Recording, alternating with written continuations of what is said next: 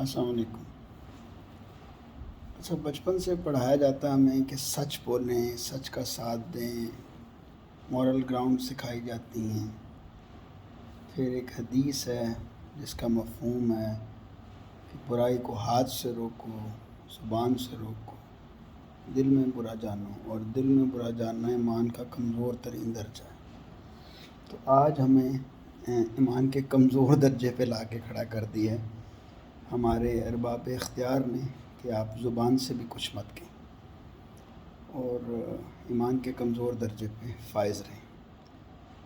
اب بات یہ ہے کہ صحیح غلط کیا ہے، اس کا فیصلہ کون کرے گا؟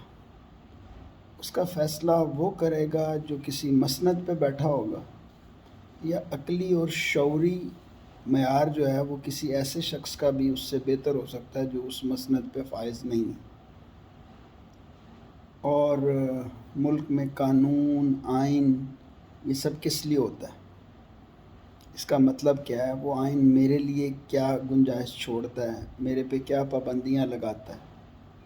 اسی طرح وہ ہر پوزیشن پہ بیٹھے ہوئے شخص کے لیے کیا کیا پابندیاں لگاتا ہے اور کیا کیا اختیار دیتا ہے۔ تو جب میرا آئین مجھے اختیار دیتا ہے کہ میں اپنی مرضی کا ووٹ کاسٹ کر سکتا ہوں، اپنی مرضی کے لیڈر کو چن سکتا ہوں، تو پھر یہ پابندیاں کیوں؟ پھر یہ پیمرا کیوں ڈیسائیڈ کرتا ہے کہ فلاں شخص کو ٹی وی پہ آنا چاہیے اور فلاں کو نہیں آنا چاہیے؟ جبکہ میجورٹی آف دا پاکستان ایک فیصلہ دیتی ہے، ایک پارٹی کو سلیکٹ کرتی ہے، اور کچھ لوگ یہ ڈیسائیڈ کرتے ہیں کہ یہ پارٹی ملک کی وفادار ہے یا نہیں۔ اور یہ تماشا محمد علی جناح صاحب سے لے کے آج تک چل رہا ہے۔ ہمیں ہمارے بزرگوں نے بتایا کہ ایوب خان کا دور بہت اچھا تھا، پرائزز سٹیبل تھیں، لوگ نفسا نفسی کا شکار نہیں تھے، لیکن یہ نہیں پڑھایا کہ اس نے مارشاء اللہ لگایا تھا، یہ نہیں بتایا کہ اس نے فاطمہ جناح کے ساتھ کیا کیا تھا۔ پھر بھٹو کو لیڈر بنایا گیا، پھر بتایا گیا کہ بھٹو نے 90,000 قیدی چھڑا دیے، اور قائد عوام کا ٹائٹل مل گیا، کیونکہ قائد اعظم تو وہ مل چکا تھا ان کو۔ پھر پتہ چلا کہ نہیں بھائی، یہ تو پاکستان توڑنے والوں میں تھا۔ پھر ضیاء صاحب آگے اسلام کا نعرہ لگا کے، اسلام، ہم اسی دور میں بڑے ہوئے، بڑا اچھا لگتا تھا، اور پیپلز پارٹی سے شدید نفرت تھی کہ یہ ملک توڑنے والے ہیں۔ پھر وہ جو ملک کا حال بنا کے گئے وہ بھی سب کے سامنے، پھر وہ چلے گئے اور تھوڑا سا پنگ پونگ کھیلا، ایک ہی صدر نے 2 اسمبلیاں توڑی، پہلے نواز شریف، پہلے بے نظیر کو غلط کہا، پھر نواز شریف کو غلط کہا۔ پھر نواز شریف کی حالت یہ دیکھیں کہ کورٹ اسمبلی بحال کرتی ہے اور وہ مجبور ہو جاتا ہے اسمبلی توڑنے پہ۔ وہ کیا پریشر تھا، لوگوں نے پوچھا ہی نہیں اس سے۔ اور وہ کون تھا جو پرائم منسٹر سے زیادہ طاقتور تھا اس وقت، جس نے صدر کو بھی گھر بھیجا اور وزیر اعظم کو بھی بھیجا؟ تو اصلی حاکم تو ملک کا وہ تھا جس نے یہ فیصلہ کیا کہ دونوں ہی نہیں رہو گے۔ پھر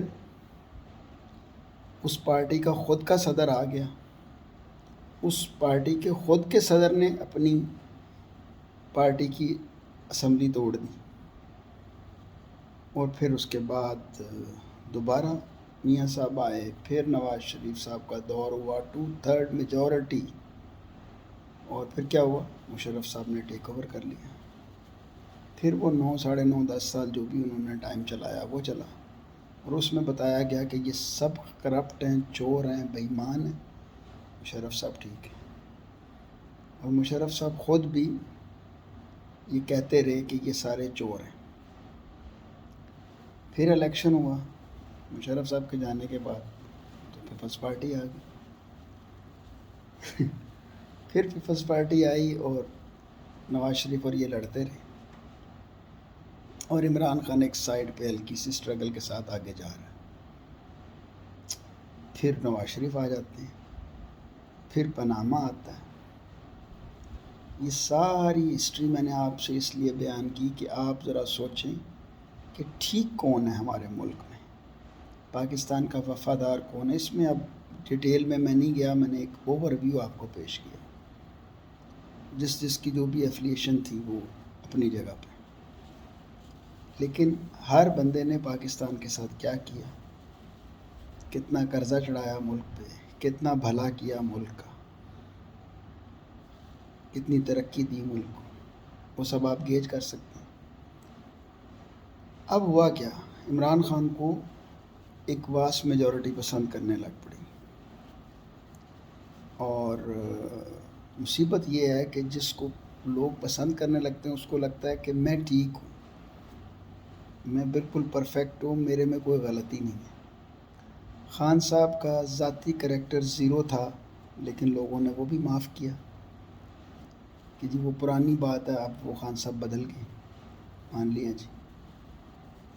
اس کے بعد خان صاحب حکومت میں آئے، جس طرح کے بندوں کو انہوں نے لگایا، جو ان کے ساتھ کیبنٹ کا حصہ بنے، جو چیف منسٹر بنے، ان کے فلاز دکھائے تو بھی انہوں نے کہا خیر ہے، خان ہے اوپر، خان ڈیل کر لے گا۔ عثمان بزدار کو پورا پنجاب پیٹتا رہا کہ یہ کیسا وزیر اعلیٰ بنا دیے، لیکن خان صاحب نہیں مانے، انہوں نے کہا یہ بہت اچھا، اور وہ ایسا وزیر اعلیٰ تھا جو ان کو چھوڑ بھی گیا۔ اب بات یہ ہے کہ خان صاحب کی غلطیاں جو ہیں وہ خان صاحب کے سپورٹر ان کو نہیں بتاتے۔ اصل میں وہ شخص آپ کا اچھا دوست ہوتا ہے جو آپ کی غلطیوں کی نشاندہی کرے، لیکن ایک چلن بن گیا کہ ہمیں اپنے صرف خوش آمدی اچھے لگتے ہیں، ہماری غلطیاں نہ بتانے والے، ہماری کمزوریوں کو چھپانے والے اور ہماری چھوٹی باتوں کو بڑا کر کے آئیڈیلائز کر کے بتانے والے اچھے لگتے ہیں۔ اب آپ یہ پورا سناریو دیکھیں خان صاحب کی حکومت جانے سے لے کے اب تک کا، خان صاحب نے ان سب کے ساتھ لڑائی کر لی، اور وہ لوگ جو ایک دوسرے کی شکل نہیں دیکھنا چاہتے تھے، جو ایک دوسرے کو بہت بری باتیں کہہ چکے ہیں، وہ سارے اکٹھے ہو گئے۔ بے نظیر کے بیانات سن لیں اب نواز شریف کے بارے میں، اور نواز شریف کے بے نظیر کے بارے میں، اور شہباز شریف کے بے نظیر کے بارے میں، اور زرداری صاحب کے اور بلاول کے بھی، تو آپ کو سارا سناریو نظر آ جائے گا کہ یہ کیسے اکٹھے ہو گئے۔ اس کے بعد جب اکٹھے ہوتے ہیں تو خان صاحب اب وہ جو پاور ہے وہ کہاں سے حاصل کریں گے؟ ان کی اپنی اسمبلی کے 12-20 بندے جو ہیں نا وہ ان کو چھوڑ جاتے ہیں۔ اب آپ سوچیں کہ خان صاحب کو یہ پتہ ہے کہ یہ نمبر گیم ہے، اور انہیں یہ پتہ بھی انہوں نے گورنمنٹ کیسے بنائی ہے، لیکن انہوں نے دھیان نہیں رکھا کہ میرے نمبر چلے جائیں گے۔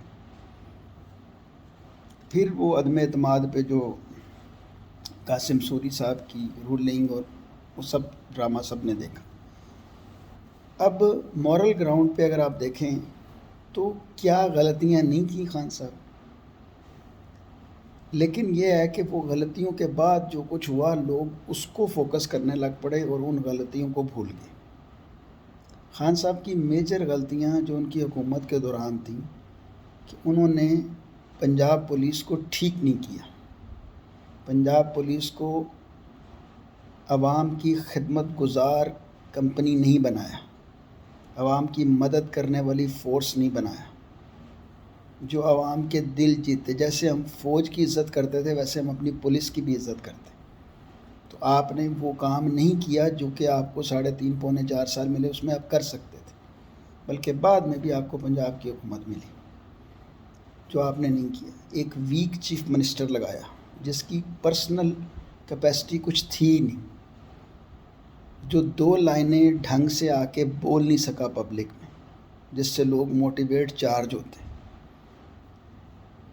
پہلا جو ظلم ہے نا وہ خان صاحب کا یہ ہے کہ انہوں نے پنجاب پولیس کا بیڑا غرق کیا، کہ اس کو ٹھیک نہیں کیا، اور وہ جو خراب عادتیں چل رہی تھی وہ آج موجود ہیں۔ اسی لیے آج ایک شریف آدمی پولیس اسٹیشن جانے سے ڈرتا ہے کہ وہ اپنی عزت سے ڈرتا ہے کہ یار وہ تو تمیز سے بات بھی نہیں کریں گے تو آپ کا کیا بنے گا۔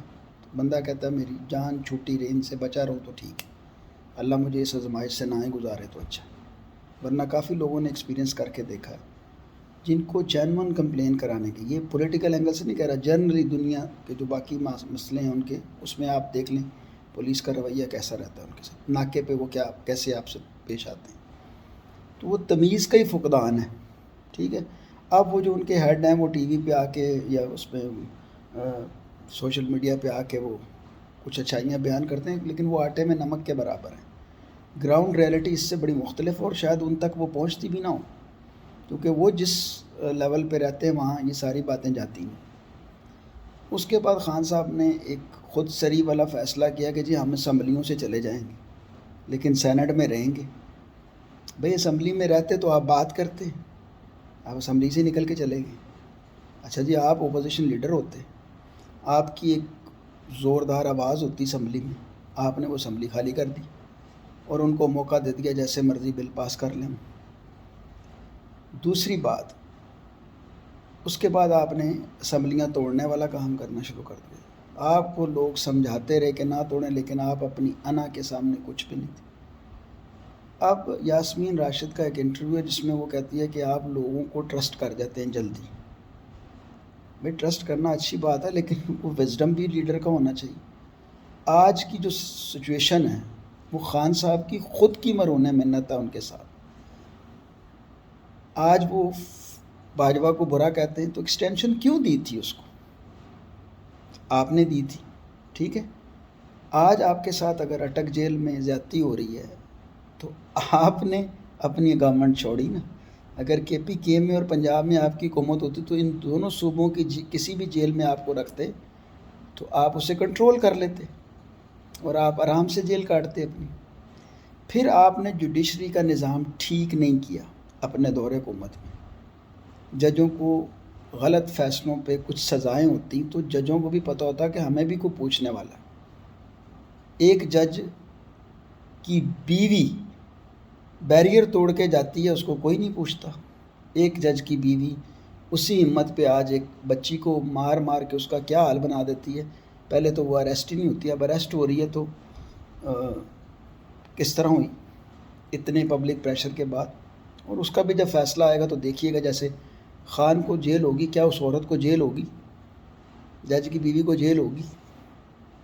تو آج تک تو کسی بڑے بندے کو آپ نے جیل لی. یہ عمران خان کو جو جیل ہوئی یہ تو انتقامی کارروائی ہے، آپس میں آپ لڑ رہے ہیں اس لیے.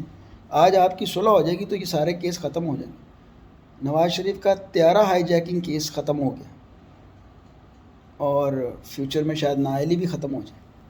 یہ دیکھیں ملک کا قانون ہے کہ مریم نواز جو ہے وہ سزا یافتہ ہے، ملکہ مریم صفدر کہنا چاہیے اس کو، اور وہ گھوم رہی ہے، سزا معطل ہے. کیا مزے ہیں. تو یہ سارا نظام جو ہے یہ اس کا بیڑا غرق اس لیے نہیں ہے صرف کہ اسٹیبلشمنٹ بری ہے یا پولیٹیشین برے ہیں. اس کا ذمہ یہ ہے کہ جو بندہ مسند اقتدار پہ بیٹھتا ہے وہ ایمانداری سے کام نہیں کرتا. میں نے اکثر اپنی دوستوں کی محفل میں یہ کہتا ہوں کہ اگر یہ کوئی آسمان سے اترا ہوا فارمیٹ نہیں ہے جمہوریت، اگر اسٹیبلشمنٹ کو لگتا ہے کہ یہ سیاستدان ملک اچھا نہیں چلاتے، یہ کرپٹ ہیں، یہ بے ایمان ہیں، ان میں فلاز ہیں، بھئی آپ آ جائیں. آپ نے 30 سال ڈائریکٹ حکومت کی ہے نا، انڈائریکٹ تو آپ نے چھوڑی نہیں کبھی. 30 سال تو حکومت کی ہے. ابھی وہ باجوہ صاحب کہہ گئے کہ جی فوج اے پولیٹیکل ہوگی، تو اے پولیٹیکل فوج اب کیا کر رہی ہے؟ وہیں ہیں آپ کے دماغ میں یہ فطور ہے کہ ہم جو ہے نا، ہم بیسٹ رولر ہے پاکستان کی، ہم پاکستان کو اچھا چلا سکتے ہیں. حالانکہ یہ ملک آپ نے ہمیں فتح کر کے نہیں دیا ہوا، بلکہ آپ نے ہمیں شرمندگی دی ہوئی ہے. 71 میں ملک ٹوٹ گیا آپ کے ہوتے ہوئے، آپ کی مہربانیوں سے ملک ٹوٹا ہوا ہے. آپ تو ڈیفینڈ نہیں کر سکے اس ملک کو. آپ کے ہوتے ہوئے وہ گلیشیئر چلا گیا ہم سے.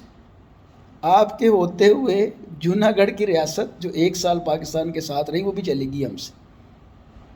ٹھیک ہے. آپ کے ہوتے ہوئے وہ خاکی ٹیکری جو کشمیر والی ہے، وہ آپ کو پتہ ہے، وہ کشمیر کے لوگ جانتے ہیں کہ وہ پہلے ادھر تھی پاکستان. آپ کے ہوتے ہوئے کارگل اگر ہم جیت رہے تھے تو وہ جیتتے ہوئے ہم ہار گئے. اور آپ کے ہوتے ہوئے ملک کی یہ حالت ہے. تو میٹھا میٹھا ہاپ اپ اور کوڑا کوڑا تھو تھو نہ کریں. میری گزارش ہے کہ آپ آئیں، ٹیک اوور کریں پراپر. یہ پپٹس مت بٹھائیں آگے. آپ ٹیک اوور کریں اور آپ ہی چلائیں ملک کو. مت لائیں کسی پولیٹیشین کو، لیکن ملک کو عزت وقار دیں. لوگوں کو پاکستانی ہونے پہ فخر کرنا سکھائیں. جمہوریت کا ہم نے اچار نہیں ڈالنا. اگر اس جمہوریت کے ہوتے ہوئے آپ ایک پولیٹیکل لیڈر کا نام لینا منع کر دیتے ہیں ٹی وی پہ، اس کا جھنڈا پکڑنا منع ہے، تو کیا اس میں کیا آزادی اور کیا جمہوریت؟ اچھا نہ دیں جی جمہوریت، آپ کنگڈم بنا لیں، آپ بادشاہ بن جائیں پاکستان کی، لیکن کم از کم لوگوں کو وہ رائٹ دیں یا ملک میں وہ ماحول دیں کہ وہ اپنی 2 وقت کی روٹی کما سکیں. میسج میرا بہت لمبا ہو گیا، لیکن میں کیا کروں؟ بینگ اے پاکستانی اس 52 سال کی عمر میں دل جلنا شروع ہو گیا، بجائے بہتری کہ ہم ڈکلائن کا شکار ہیں. اور اگر آپ کبھی دیکھیں سوشل میڈیا پہ جس طرح کتوں کی طرح یہ لوگ لڑ رہے ہیں آپس میں، ماں بہن کی گالیاں دے رہے ہیں ایک دوسرے کو، اور وہ یہ سمجھ رہے ہیں کہ وہ نواز شریف یا عمران خان کی خدمت کر رہے ہیں. یا کچھ لوگ فوج کو گالیاں دے رہے ہیں تو وہ سمجھتے ہیں کہ یہ بہت اچھا کام. کیا کمزور فوج پاکستان کے دفاع کی ضمانت ہے؟ کیا اس طرح کی فوج جس کو لوگ جس سے نفرت کریں وہ پاکستان کا دفاع کر پائے گی؟ کیا 71 سے ہم نے یہ سیکھا جب لوگ فوج کے خلاف ہو گئے تھے اس سائڈ کے پاکستان کے؟ تو اللہ کا واسطہ ہے یار، آپ لوگوں نے مر جانا ہے. یہ جو پوزیشنیں ہیں یہ آپ کے پاس 3 سال 6 سال 10 سال کے لیے ہوں گی، اور آپ کی عمریں دیکھیں، جو 50-60 سال کا ہو چکا کتنا جیے گا. اور میں تو حیران ہوں ان کی اولادوں پہ کہ کس بے غیرتی کے ساتھ جی رہے ہیں کہ وہ اپنے جو باپ ہیں یا جن کی مائیں حکومت میں ہیں وہ ان کو بتاتے نہیں ہیں کہ آپ کیا کر رہے ہیں. آپ نے اچھے اداروں سے تعلیم حاصل کی تھی تو اس تعلیم کا رزلٹ کدھر ہے؟ اگر آپ کی اخلاقیات ہی نہیں بن سکتی، اگر آپ کی مورل گراؤنڈ ہی نہیں بن سکتی، اور آپ مور اوور آپ مسلمان ہیں، آپ قرآن پڑھے ہوئے ہیں، آپ نمازیں پڑھتے ہیں، اور ہر شخص کو وہ سزا ملنی چاہیے جس کا وہ حقدار ہے، جس کا وہ جتنا بڑا جرم ہے، جو اس کا جرم ہے اس کی سزا دیں اس کو، تاکہ معاشرے سے جرم کم ہو، لیکن تجاوز نہ کریں. پتہ نہیں یہ ویڈیو میری کچھ لوگوں کو فائدہ دے گی یا نہیں دے گی، یا مجھے کوئی نقصان دے جائے گی، مجھے نہیں پتہ. بٹ آپ یقین کریں جو لوگ پردیس میں رہتے ہیں نا، ان کا دل تھوڑا زور سے دھڑکتا پاکستان کے لیے. اور جب ہم یہاں ترقی دیکھتے ہیں تو میں آپ کو بتاؤں کہ مجھے بہت تکلیف ہوتی. ہم ایک ریزیلینٹ قوم ہیں، لیکن ہمارا بیڑا غرق کر دیا. میرے سامنے یو اے کی ترقی دیکھتا ہوں میں 25 سالوں میں، اور 25 سالوں میں اپنا ڈکلائن دیکھ رہا ہوں. 12.5 روپے کا درہم تھا جب میں یہاں آیا تھا، آج 80 اور 82 روپے پہ گیا ہوا. یہ ترقی ہے ہماری؟ کوئی ڈھنگ کی ٹرانسپورٹ، کوئی نظام ہے جس پہ ہم فخر کریں؟ پاکستان کی کیا ایسی چیز ہے جس پہ ہم فخر کریں؟ کیوں ہمیں شرمندہ کروا رہے ہیں؟ اللہ یہ آپ کو ہدایت دے. میری تو دعا ہے ہر اس شخص سے جس کے پاس اختیار ہے، یا اللہ یا تو اس کے دل میں رحم ڈال دے یا اس کو اس دنیا سے اٹھا دے. پاکستان پائندہ باد.